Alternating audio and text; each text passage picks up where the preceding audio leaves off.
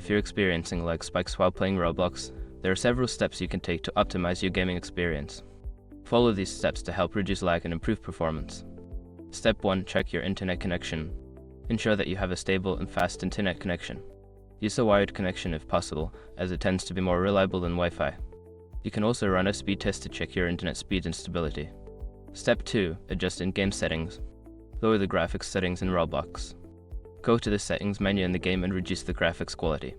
This can significantly improve performance, especially on lower-end devices. Step 3. Close background applications. Close any unnecessary applications running in the background on your device. Programs that use lots of resources can slow down your game, so make sure to free up memory and processing power. Step 4. Update your device. Make sure your device's operating system and graphics drivers are up to date.